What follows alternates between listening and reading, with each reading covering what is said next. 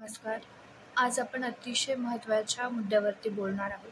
तो म्हणजे पहलगाम येथे काश्मीरमध्ये जो टेररिस्ट हल्ला झाला आणि त्याच्यामध्ये जे निष्पाप भारतीयांना, हिंदू भारतीयांना स्वतःचा प्राण गमवावा लागला, त्याच्याबद्दल आपण बोलणार आहोत. तुम्ही फक्त इमॅजिन करा, तुम्ही एखाद्या ठिकाणी फॅमिलीसोबत फिरायला जाताय. अचानक काही लोक येतात, तुम्हाला तुमचा धर्म विचारतात.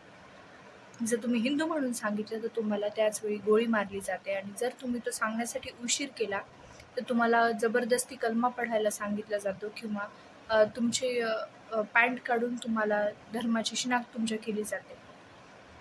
एवढ्या वाईट पद्धतीनं तुम्हाला मारलं जातं, तर आपण नेमके कुठे आहोत हा विचार करण्याची गरज आपल्याला आहे. अत्यंत वाईट परिस्थिती आहे की निष्पाप हिंदूंना स्वतःचा जीव गमवावा लागला की ते फक्त हिंदू होते म्हणून. एवढी वाईट परिस्थिती भारतासारख्या देशामध्ये यावी का, हा प्रश्न प्रत्येक नागरिकाला या ठिकाणी पडला पाहिजे. एवढं सर्व होऊन सुद्धा काही लोक अत्यंत शंडपणे सर्व या गोष्टी पाहत आहेत. तर याची लाज सर्वांना वाटली पाहिजे. काय चूक होती त्या लोकांची जे तिकडे फिरायला गेले होते. आर्टिकल 370 रद्द केल्यानंतर टुरिस्टची संख्या जी आहे ती काश्मीरमध्ये सातत्याने वाढत गेली आहे.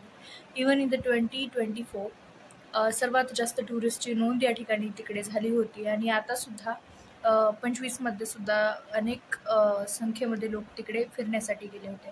स्वतःच्या देशामध्ये फिरायला जाणं हा एवढा मोठा गुन्हा आहे का? सांगा ना, एवढा मोठा गुन्हा आहे का स्वतःच्या देशामध्ये फिरायला जाणं? म्हणजे काय एवढी वाईट परिस्थिती यावी. सर्व लोक गव्हर्नमेंटवरती विश्वास ठेवून, आपल्या मिलिटरीवरती विश्वास ठेवून तिकडे स्वतःच्या कुटुंबासोबत काही वेळ, काही क्षण घालवण्यासाठी जातात. इवन तिकडे एक कपल होतं, म्हणजे कर्नाटकचे, ते फॅमिली होती. त्याच्यामध्ये त्यांनी एक त्यांचा ब्लॉग बनवलेला होता त्यांच्या मरण्याच्या काही वेळ आधी, की आम्ही काश्मीरमध्ये फिरायला आलेलो आहोत, सर्व खूप छान आहे, तुम्ही पण विजिट करा. आणि ज्या म्हणजे टुरिस्ट गाईडने वगैरे त्यांना काही स्पॉन्सर वगैरे केलं असेल तर त्याच्याबद्दल काहीतरी त्यांनी बोललेलं होतं. अगदी थोड्याच वेळामध्ये त्यांच्या मुलाला भूक लागली आणि ते काका स्नॅक्स आणण्यासाठी काहीतरी म्हणून गेले. गोळ्यांचा अचानक आवाज येतो. त्यांची जी पत्नी आहे तर ती धावत जाते, ती महिला, आणि ते तिकडे पाहते की त्यांचा नवरा गोळी लागलेल्या अवस्थेमध्ये जमिनीवर पडलेला आहे आणि तिला सांगितलं जातं. आणि मग ती अचानक रडायला लागते, आरडाओरडा करायला लागते आणि त्यानंतर ती त्या आतंकवादींना म्हणते की तुम्ही यांना मारून टाकला, आता मलाही गोळी घाला. तर त्यावेळी त्या आतंकवाद्याचं उत्तर असं असतं की तुला नाही मारणार आम्ही, तू जाऊन मोदीला सांग. अशा पद्धतीचं वक्तव्य करून एखाद्या व्यक्तीला मारणं ही किती वाईट गोष्ट आहे ही आपल्याला समजणं गरजेचं आहे. इवन आपण ज्यावेळी आहे ना, भारतामध्ये सर्वात जास्त हिंदूंची संख्या आहे आणि even India has the one of the एक नंबरला पॉप्युलेशनमध्ये आहे इंडिया. ठीक आहे. तर एक नंबरला पॉप्युलेशनमध्ये असताना सुद्धा आपल्याच देशामध्ये आपण फिरावं एवढं सुद्धा सुरक्षित आपला देश नाही का? म्हणजे त्यांना हे सिद्ध काय करायचं आहे की काश्मीरची इकॉनॉमी तर ऑब्व्हियसली आता ढासळणारच आहे, त्यात काही विषय नाही.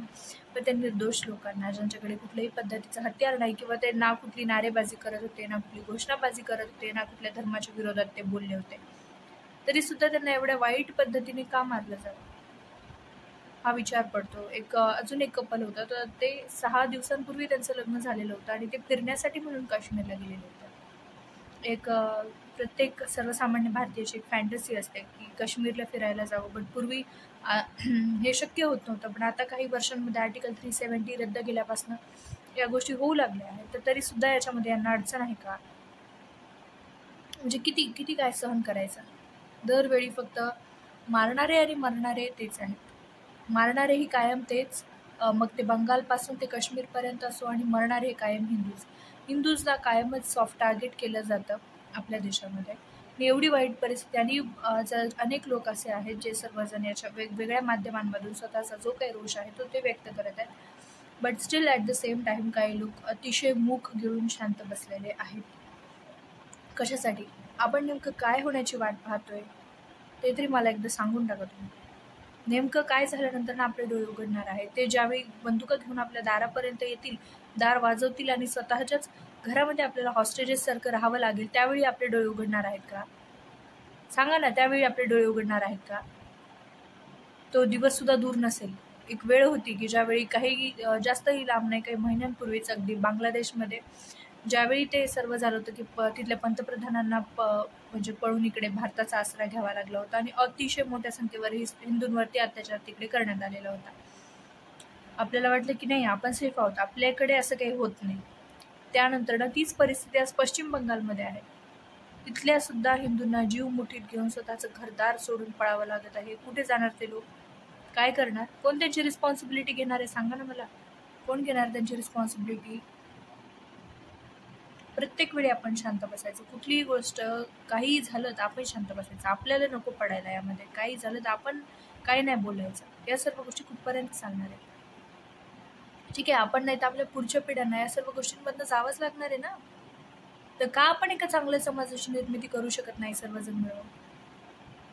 अगदी इंग्रजांपासून तर या असल्या आतंकवाद्यांपर्यंत सर्वांनी भारताला ॲज वेल ॲज त्यांनी आधी भारताला टार्गेट केलं आणि इकडे आता यांनी हिंदूंना टार्गेट करतायत. कारण त्यांना माहिती आहे की Hindus can not be United for this kind of purposes. त्यांनी गृहीत धरलंय का की आपण हिंदू म्हणून एकत्र येऊ शकत नाही, लढा देऊ शकत नाही? एवढे सॉफ्ट टार्गेट आहोत का? एवढे शंड आहोत का आपण? हे प्रश्न आपल्याला का नाही पडत?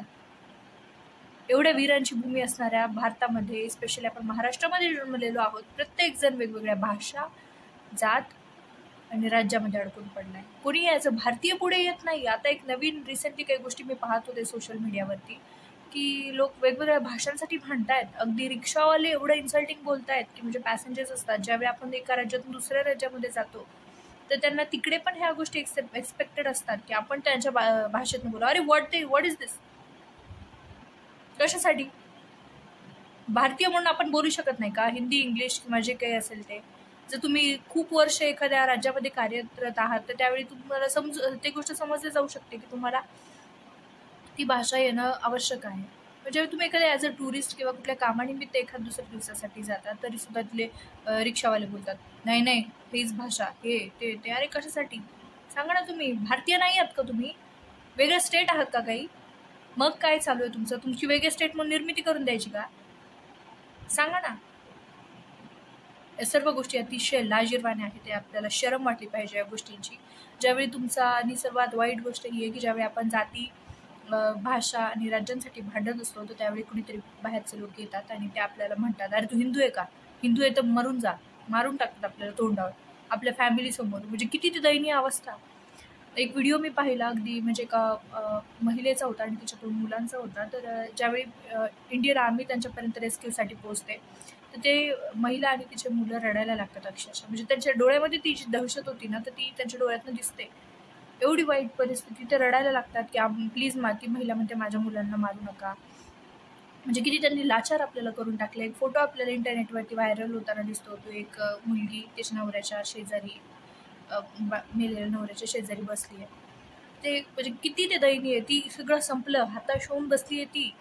कशासाठी? त्या लोकांनी कुणाकडे न्याय मागायचं? सांगा ना. त्यांची काही चुकही नव्हती. ते कुठल्याही पॉलिटिकल पार्टीशी संबंधित आहेत नाही आहे त्याचा काहीच विषय नाही. तुम्ही काय करा नाही करा काही घेणं नाही. तू हिंदू आहे ना तर तू मरणार. अशा टाईपची गोष्टी या ठिकाणी तिकडे पसरवल्या जात आहेत. त्यांना काय काश्मीर रिकामा करायचा आहे का? म्हणजे इकडे कुणी येऊ नये, त्यांनी इझी कब्जा मारावा असं काही त्यांच्या डोक्यात आहे का?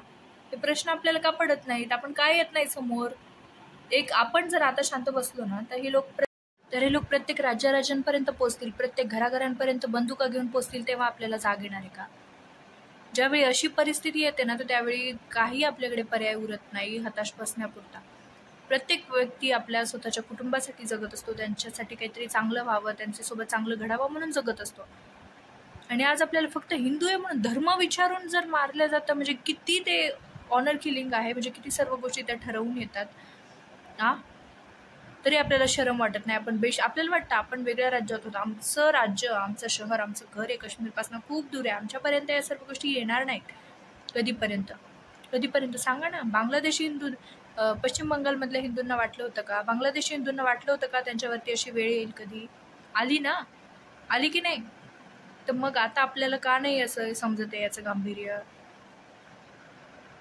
एवढ्या निर्लज्ज गोष्टी होत राहत आहेत आणि एवढं म्हणजे ती दहशत मातवण्याचं काम या ठिकाणी होत आहे की म्हणजे एवढं घाबरावं. आपण मेजॉरिटी आहोत, आपल्याकडे खूप जास्त पॉप्युलेशन आहे, ही गोष्ट तरी आपल्याला माहिती आहे की नाही?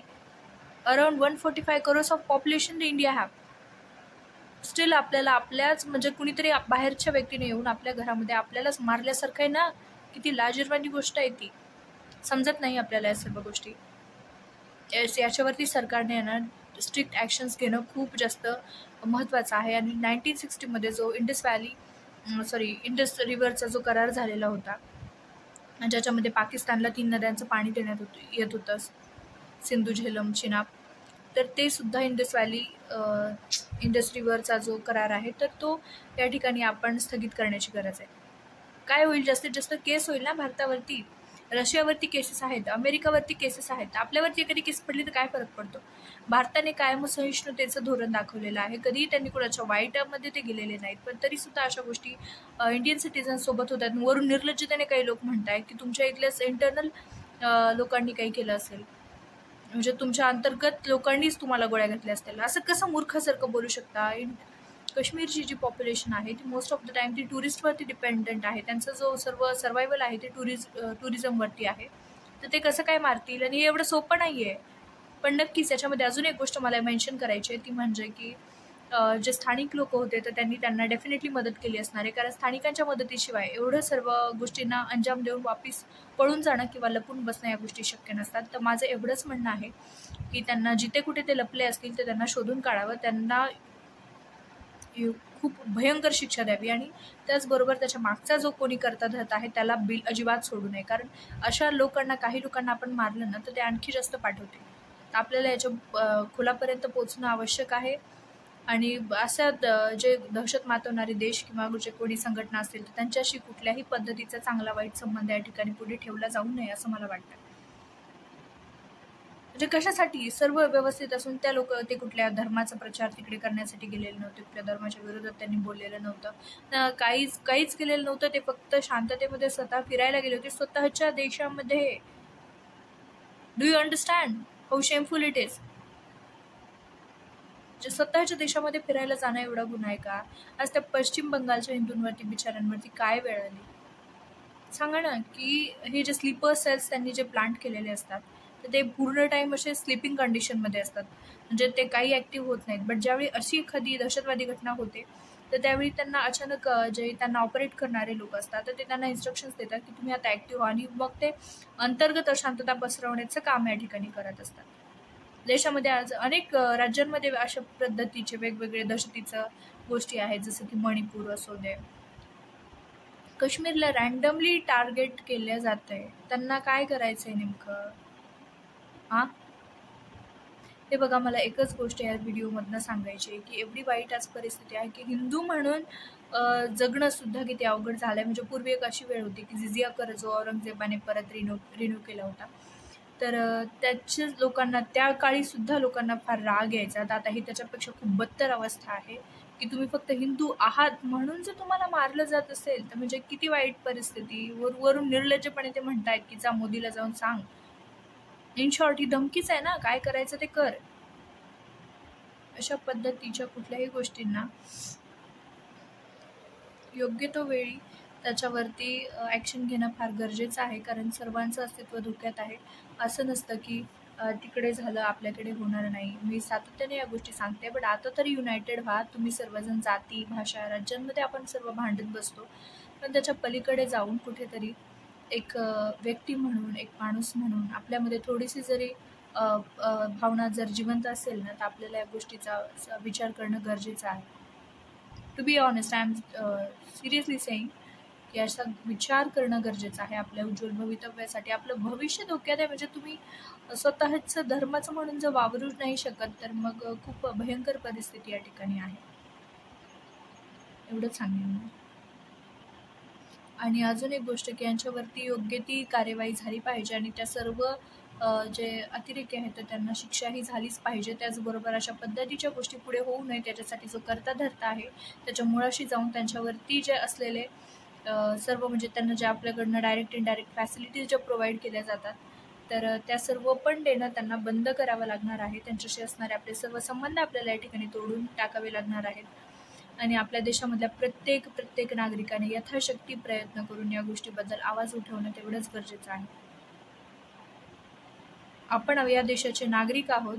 आपली तेवढीच रिस्पॉन्सिबिलिटी आहे जेवढी की आपण असं समजतो की फक्त मिलिटरीमॅन्स वगैरे त्यांची रिस्पॉन्सिबिलिटी असते बॉर्डर्सवाल्यांची, पण तसं नाही आहे. प्रत्येक नागरिक म्हणून आपली जबाबदारी असते. आपल्यालाच आपलं अस्तित्व आणि आपलं स्वातंत्र्य टिकवायचं असेल तर कायम आपण भारतामध्ये असल्यामुळे आपण कायमच कॉन्स्टिट्यूशनबद्दल बोलत जातो, सेक्युलरिझमबद्दल आपण बोलत जातो, पण त्याच्या पलीकडे त्याची वेगळी बाजू ही सुद्धा आहे की आपण सेक्युलरिझमचा विचार करून उपयोग नाही ना. समोरचे येऊन आपल्याला आपल्या धर्मासाठी मारून जात असतील तर मग आता शांत राहण्यामध्ये काही कारण नाही. सर्वांनी युनाईट व्हा आणि कुठल्याही जाती, भाषा आणि राज्याच्या भानगडीमध्ये न पडता, भांडणांमध्ये न पडता सर्वांनी हिंदू म्हणून युनिटीने राहा, तर तेच सर्वांसाठी बरं राहील. आणि जे आपले हिंदू, निष्पाप हिंदूंनी ज्या तिकडे प्राण गमावला त्यांच्या आत्म्याला शांती भेटो, त्यांना भावपूर्ण श्रद्धांजली या ठिकाणी मी व्यक्त करते. आणि नक्कीच आपल्या सर्वांना या गोष्टीचा विचार करण्याची गरज आहे. हिंदू म्हणून आता तरी युनाईट व्हा, कुठेतरी आपलं सुद्धा अस्तित्व जागं राहू द्या. प्रत्येक वेळी आम्हाला काय करायचं, आमच्यापर्यंत आलं नाही ना, सेक्युलरिझमच्या नावाखाली आपण जे पळ काढतोय ना आपल्या जबाबदारीपासून, तर त्या सर्व गोष्टी कुठेतरी बंद झाल्या पाहिजेत. त्याशिवाय आपलं अस्तित्व टिकून राहू शकत नाही. धन्यवाद.